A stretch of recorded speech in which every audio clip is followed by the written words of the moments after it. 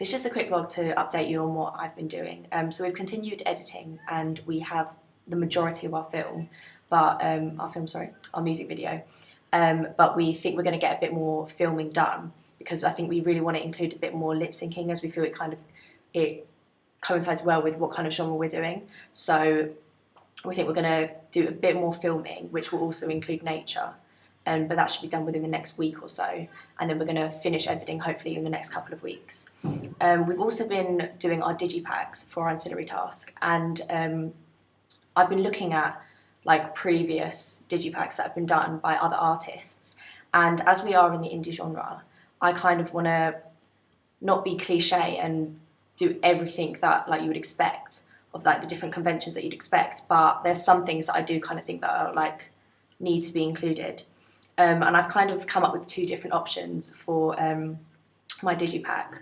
Both of them I'm going to use the kaleidoscope, as I think that is quite important because it's seen throughout our music video, and I think it's something that the audience can kind of like, they can identify our band with that. So I think it's a good way of like using it on the digipack to be able to see it in both.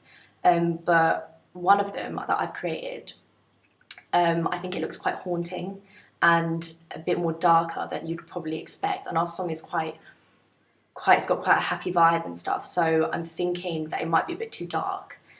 So if I was going to do it, I think I'd kind of change the exposure and the colours that I've used. And then the other one is a bit more simplistic, and I suppose it's kind of more stereotypical with the genre that we're doing.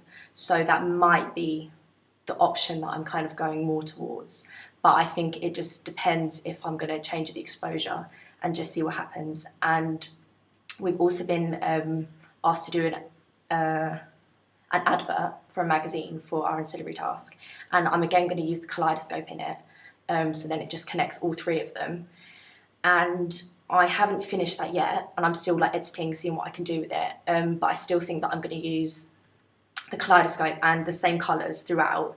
So I think I'm just going to have to use more brighter colours to go with the kind of like the nature and the quite idealistic view that we're trying to portray in our video. So that's going to be seen throughout the digipack, the advert, and also in our film.